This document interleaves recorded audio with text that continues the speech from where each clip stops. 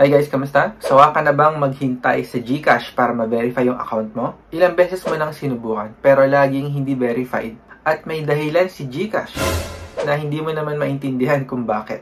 So stay tuned at ituturo ko sa inyo yung isang paraan, yung pag-delete ng GCash account mo at mag-register ulit using the same number or parehong number. Meron na kasing gumawa nito, nag-delete siya ng account and nag-register ulit, na-verify naman siya agad ng GCash.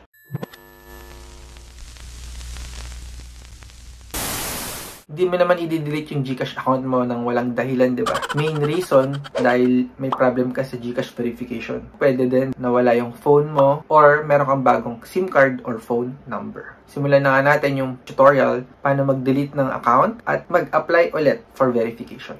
Open your GCash app, click yung profile sa baba, and then click niyo yung arrow sa tabi ng pangalan nyo. Choose delete account.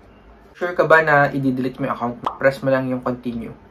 So, yung reminder na to, make sure na settle mo na lahat ng mga babayaran mo at mga savings mo sa loob na withdraw mo na. GCash, G-Invest, G-Save, and so on. Or kung meron pang laman yung GCash mo, withdrawin mo na or i-transfer mo na sa family or friends mo. Kasi once na ma-delete mo na yung GCash mo, mawawala yung pera neto. Okay, so let's say okay na. Press delete account and then proceed. Hindi natin susundan yung number 1. Dito lang tayo sa number 2. So, kailangan mo kasing sagutan yung form na to. Pero mamaya ko na lang ituturo sa inyo. Scroll down nyo lang, tapos sagutan nyo yung mga nandito. Yung first 3 points, pangalan, phone number, and email, automatic na yan masasagutan ni GCash. And then, sagutan natin yung reason kung bakit mo i-delete nga yung GCash. So, ito yung sinabi ko, meron kang bagong phone or may bago kang SIM card or bagong phone number. Pangalawa, ayaw mo nang gumamit ng GCash. Hindi yan yung gusto natin. Problem with GCash verification. Ito yung pipiliin natin. So, in-expect na talaga ni GCash guys na kapag hindi nila ma-verify yung account, may option ka to delete and then start as a new registration. So, either of these two, pwede nyo piliin. Kung meron kayong passport, piliin nyo yung nasa baba. Kapag wala naman kayong passport, piliin nyo yung nasa taas. Ang suggest ko rin dito guys, kung anong valid ID yung sinasubmit nyo kay GCash nung na-verify siya, yan na lang ang isubmit nyo. Huwag kayong magsasubmit ng ID na hindi nyo pa na ibigay kay GCash before. Yung letter B, ibang tao yung gagawa para sa'yo. Since tayo yung gumawa, ako yung may-ari ng GCash ko, hindi siya applicable sa akin. So lastly nga, explain mo lang kung bakit mo i-delete yung GCash account mo. Kung nahirapan kayo, pwede nyo namang i-copy-paste na lang yung sasabihin ko dito. Kung ang dahilan nyo nga ay nawala yung phone nyo, ilagay nyo na lang, I want to verify my account again because I lost my phone or because I have a new number or a new SIM card. Kung gusto nyo namang dahilan ay dahil hindi kayo makapag-verify, ilagay nyo lang tong simple na sagot na to, I'm having problems with GCash verification. Tapos, pwede mo ring i-copy-paste yung huling error ni GCash. So, hindi ka na mahirapan masyado mag-compose ng message. Ganun lang. Pero kung wala naman sa mga sinabi ko, ilagay nyo na lang, I want to delete my account for personal reason. Wala namang mali dito. Account type, since 18 years old and above tayo, pipiliin natin yung nasa unahan. Depende nga sa profile nyo. Kung minor, piliin yung pangalawa. Pangatlo, for OFW or Filipino na nasa labas ng Pilipinas, nasa abroad, hindi Philippine SIM card or Philippine number. Piliin yung accepted ID na sinubmit nyo.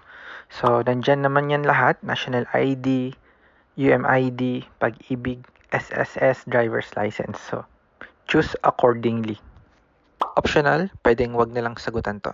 Check nyo na lang to kung may gusto kayong i-share ng mga error kay GCash. Yung mga message nila na ayaw ma-verify yung account mo. Tapos dito nga sa attachment sa baba, yung valid ID na sinabi ko at yung letter. So, ituturo ko sa inyo yung letter nga bago nyo i-attach. Yung sa number 2, click nyo lang yung link at madadownload nyo na yung form. Pwede nyo i-print tapos sulatan. Or, gawin nyo na lang digitally sa phone nyo or any app na ginagamit para masagutan yung PDF. Mahalaga kasi na isama natin tong form na to dahil kung wala to, madidinay yung pag-delete ng account mo. So, uulitin lang naman natin yung tanong dito. Full name, buong pangalan, phone number na ginamit sa GCash, and then i-check kung anong valid ID nga yung ginamit nyo or sinubmit nyo.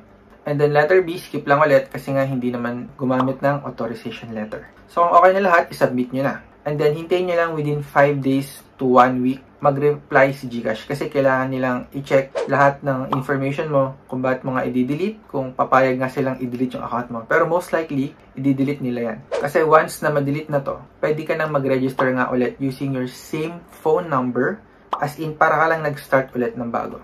Malay mo, diba? Ito na yung paraan para ma-verify yung GCash account mo. So, hopefully, ito rin yung mangyari sa inyo after mag-delete, diba? Pwede nyo nang ma-verify agad yung account nyo. Kasi by now, I think alam mo na kung paano mag-register at mag-verify ng GCash. Anyway, sundan nyo lang yung ibang video ko. Kung hindi nyo pa alam paano mag-verify using digital ID, paano mag-submit ng ticket, and so on. Yun lang guys, maraming salamat. Kung hindi ka pa nakasubscribe, please subscribe. I will see you in my next video.